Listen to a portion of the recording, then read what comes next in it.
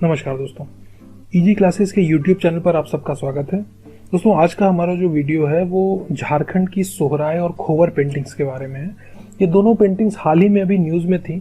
उसका रीज़न ये था कि इन दोनों पेंटिंग्स को झारखंड में अभी ज्योग्राफिकल इंडिकेशन का टैग मिला है।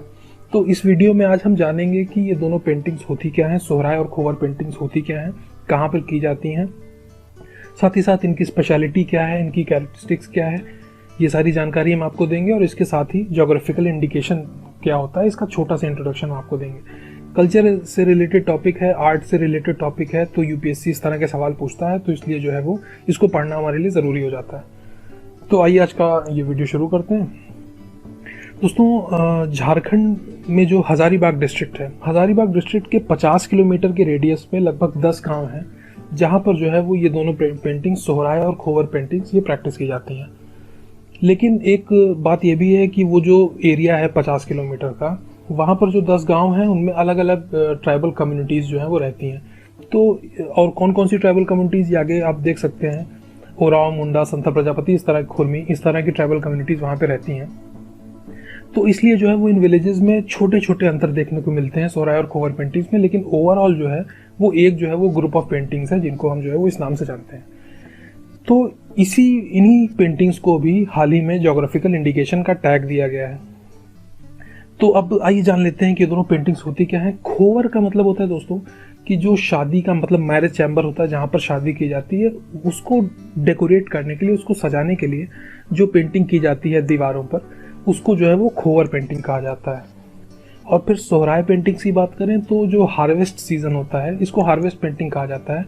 मतलब कि जब फसल की कटाई कर दी जाती है तो उसके बाद कच्चे घरों पर ये जो है वो पेंटिंग की जाती है। इसका करने का एक रीज़न ये भी होता है कि बारिश हुई रहती है कुछ ही दिन पहले, तो घर जो है वो थोड़ा थोड़ा उसमें मिट्टी के घरों में डैमेज आ चुका रहता है। तो ये पेंटिंग करने से वो डैमेज जो होता है वो भी रिपेयर हो जाता है। साथ ही साथ जो है वो नेचर को धन्यवाद करने के लिए, इतनी अच्छी फसल के लिए, ये जो है वो ये पेंटिंग्स प्रैक्टिस की जाती हैं वहाँ पर। अब अगर हम बात करें कि ये पेंटिंग की कैसे जाती हैं, तो जैसा कि आप समझ ही रहे हैं, ट्राइबल कम्युनिटीज़ हैं, पिछड़ा एरिया है, तो वहाँ पर जो है वो ब्रश घर पे बने हुए या तो टूटी हुई कंघियों से ये पेंटिंग की जाती है। और जो कलर का इस्तेमाल किया जाता है वो वहाँ पर जो लोकली अवेलेबल कलर्स होते हैं, जैसे कि वहाँ की जो लाल मिट्टी है आपकी, या तो रेड ऑक्साइड जो कि लोकल माइंस में मिलता है, दूधी मिट्टी मतलब सफ़ेद रंग की मिट्टी, काली मिट्टी, पीली मिट्टी, ये सारी मिट्टियाँ जो है वो इसमें इस्तेमाल की जाती हैं। और ये जो मिट्टियाँ होती हैं ये बड़े बड़े ढेलों में पत्थरों के फॉर्म में होती हैं। तो बाद में उनको जो है वो तोड़ दिया जाता है, उनको पाउडर के फॉर्म में कर दिया जाता है, और उसके बाद इसी से उसको दीवारों को पेंट किया जाता है। एक इशू इसमें इस पेंटिंग, ये जो सेट ऑफ पेंटिंग्स हैं, इनके साथ ये हो रहा है कि हाल ही के दिनों में जो है वो इनकी जो पॉपुलैरिटी है वो थोड़ा सा कम हो रही है, क्योंकि लोग जो है अब इस तरह की पेंटिंग्स को प्रैक्टिस नहीं कर रहे हैं। तो उसमें होता क्या है कि उसका कुछ रीज़न उसके जो मेन है वो ये हैं कि जो मिट्टी के घर होते हैं, क्योंकि ये पेंटिंग जो है वो मेनली, मैंने आपको पहले भी बताया कि मिट्टी के घरों पे की जाती है, मिट्टी की दीवारों पे की जाती है। तो धीरे धीरे गाँवों में भी ऐसा हो रहा है कि जो मिट्टी की दीवारें हैं उनको जो है वो ईंट की और सीमेंट से बनी हुई दीवारें जो हैं वो रिप्लेस कर दे रही हैं। तो इस तरह की पेंटिंग्स को करने की पहली चीज़ तो ये है कि जगह नहीं मिल रही है। दूसरी चीज़ ये है कि जो नई जनरेशन है, क्योंकि ये पेंटिंग्स मेनली वहाँ की महिलाओं द्वारा की जाती है, और नई जो जनरेशन है उसमें जो है वो अब लड़कियां पढ़ाई करने स्कूल जाने लगी हैं, माहौल बदल रहा है, और ये पेंटिंग करना बड़ा मुश्किल काम है, बहुत मेहनत का काम है। तो इसलिए जो है वो अब वहाँ की लड़कियां, वहाँ की महिलाएं जो है वो इस तरह की मेहनती काम में पढ़ने के बाद भी जो है उनके पास एनर्जी नहीं बचती है कि ऐसा वो कर सकें। उसके बाद जो है वो झारखंड से काम के लिए जो है वो माइग्रेशन शहरों में भी हो रहा है, जिसकी वजह से जो है वो ये समस्या आ रही है कि इसको प्रैक्टिस करने वाले लोग जो है अब शहरों में जाके बस रहे हैं। उसके बाद एक और इशू जो बताया जाता है वो ये है कि वहाँ की जो ट्राइबल एरियाज़ हैं, ट्राइबल कम्युनिटीज़ हैं, वहाँ पर माइनिंग का इतना ज़्यादा प्रसार हो रहा है कि माइनिंग के चलते वहाँ की जो ज़मीनें हैं वो माइनर्स द्वारा खरीद ली जा रही हैं।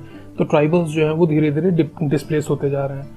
तो मेन इशू ये हो रहा है कि वहाँ पर ये पेंटिंग करने वाले लोग बच ही नहीं रहे हैं कि इस पेंटिंग को आगे बढ़ाया जा सके। एक इशू बहुत बड़ा ये भी है कि इस तरह की पेंटिंग से सिर्फ दीवार पे ही की जाती हैं। तो अगर इसका प्रचार या प्रसार करना है तो उसके लिए, इसके एडवर्टीजमेंट के लिए ज़रूरी है कि इसके एग्जीबिशंस लगाए जाएं। एग्जीबिशंस के लिए जो है वो इस पेंटिंग को कागज़ों पर और कैनवस पर करने की जो है वो आर्ट भी डेवलप करना ज़रूरी है। तो धीरे धीरे एक जो है वो एक ऑर्गेनाइजेशन इसी में बनी थी, जिसके बारे में हम आगे बात करेंगे। तो उसने जो है वो इस दिशा में कदम आगे बढ़ाया और उसने जो है वो दिल्ली में 2018 में एक एग्जीबिशन ऑर्गेनाइज किया था। वो उसको सफलता मिली थी इस तरह की पेंटिंग्स को कैनवस और कागज़ों पर उतारने की। इस ऑर्गेनाइजेशन का नाम जो है वो विरासत ट्रस्ट था। तो ये जो विरासत ट्रस्ट था, इसने, मैंने आपको पहले ही बताया कि इसने जो है वो बहुत मेहनत की इस तरह की पेंटिंग्स को ऑर्गेनाइज करने के लिए, इस तरह के एग्जीबिशंस को ऑर्गेनाइज करने के लिए। दिल्ली में बड़े पैमाने पर एक एग्जीबिशन ऑर्गेनाइज भी किया गया। अच्छा, एक चीज़ और भी कि ये जो है वो काम बहुत मुश्किल है, इनकम जनरेटिंग नहीं है। मतलब कि जो लोग इसको करते हैं, जो महिलाएं उसको करती हैं, उनका समय बहुत लगता है और उनको जो है वो इसके लिए पैसा भी नहीं मिलता। तो जो ये फाउंडेशन है विरासत ट्रस्ट, इसने क्या शुरू किया कि इसने जो है वो महिलाओं को वहाँ की कंबल, अनाज, इस तरह की जो ज़रूरी सहूलियतें होती हैं वो प्रोवाइड करना शुरू की। कि जो है वो जब महिलाओं को इस तरह की बेसिक चीज़ों की जो है वो समस्याओं का सामना नहीं करना पड़ेगा, कमी का सामना नहीं करना पड़ेगा, तो वो शायद जो है वो इस तरह की इस पेंटिंग फॉर्म में और ज़्यादा इन्वॉल्व हो सकें। तो विरासत ट्रस्ट ने ओवरऑल बहुत मेहनत की इसको रिवाइव करने के लिए और फाइनली उन्हीं की मेहनत से अब जो है वो जाके जोग्राफिकल इंडिकेशन का टैग इसको दे दिया गया है। तो अब दोस्तों, हमने सोहराय और खोवर पेंटिंग्स के बारे में जानकारी ले ली है, तो अब थोड़ा सा हम जो है वो जानकारी ले लेते हैं कि जोग्राफिकल इंडिकेशन होता क्या है। तो जैसा कि नाम से ही आप देख रहे हैं कि जोग्राफिकल इंडिकेशन मतलब कि एक जोग्राफिकल एरिया में, एक जोग्राफिकल एरिया को जो है वो ये टैग दिया जाता है। तो अब इसमें आप किसी डेफिनेशन अगर पढ़ें तो जोग्राफिकल इंडिकेशन टैग या GI tag is given to an entrepreneur or a group of businessman of a particular area, state or country to manufacture goods of a good quality. तो अब जैसे हाल ही में भी न्यूज़ में था कि रसगुल्लों को जो है वो, जो अभी तक बंगाल का माना जाता था, उड़ीसा को उसके लिए जीआई टैग दे दिया गया, जोग्राफिकल इंडिकेशन टैग दे दिया गया।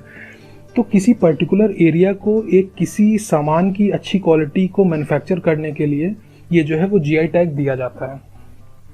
जीआई टैग देने से फ़ायदा ये होता है कि वो जो प्रोडक्ट होता है उसकी डुप्लिसिटी रुक जाती है। मतलब कि अब जो है वो, अगर झारखंड को सोहराय और खोवर पेंटिंग्स के लिए जीआई टैग दे दिया गया है, तो देश का कोई और स्टेट जो है वो ये क्लेम नहीं कर सकता है कि सोहराय और खोवर पेंटिंग हमारे यहाँ की हैं, हमारे यहाँ बनती है और हम उसको बेचेंगे।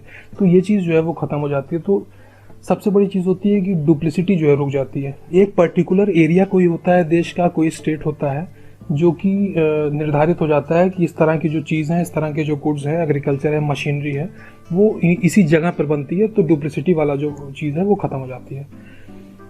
जो अनऑथोराइज्ड यूज़ होता है उसका, उस तरह के उस ब्रांड नेम का बहुत फेमस है, तो उसके लिए जो है वो लोग उसकी जो है वो फर्जी चीज़ें बना के बेचते हैं फर्जी नामों से। तो वो चीज़ जो है वो ख़त्म हो जाती है। तो इससे जो लोकल उस गुड को प्रोड्यूस करने वाले लोग हैं, उनको जो है वो, उनको इकोनॉमिक सहायता मिलती है, उनको जो है वो हेल्प मिलती है। तो जोग्राफिकल इंडिकेशन टैग जो है वो इसलिए दिया जाता है। जो ये होता है जोग्राफिकल इंडिकेशन टैग, ये इशू किया जाता है जोग्राफिकल इंडिकेशन रजिस्ट्री द्वारा, जो कि department of industry promotion and internal trade के अंडर में काम करती है। ये ministry of commerce and industry का जो है वो पार्ट है। और जियोग्राफिकल टैग जो है वो geographical indication of goods act 1999 के तहत जो है वो दिया जाता है। तो जोग्राफिकल जीआई टैग के बारे में इतनी जानकारी काफ़ी है। ये कुछ एग्जांपल्स जो हैं वो लास्ट में एकदम एक टेबल दी हुई है। जैसे कि दार्जिलिंग टी जो है वो, उसके लिए वेस्ट बंगाल को जीआई टैग मिला हुआ है। फिर उसके बाद सोलापुर चद्दर के लिए महाराष्ट्र को मिला हुआ है। सलेम फैब्रिक के लिए तमिलनाडु को मिला हुआ है। तो इस तरह के आप अगर नेट पे सर्च करेंगे तो आपको जो है वो कई एग्जांपल्स मिल जाएंगे जहाँ पर जीआई टैग पर्टिकुलर एरियाज़ को, पर्टिकुलर स्टेट्स को दिए गए हैं। तो दोस्तों, इस वीडियो में इतना ही। अगले वीडियो में हम फिर से मुलाकात करेंगे। Take care.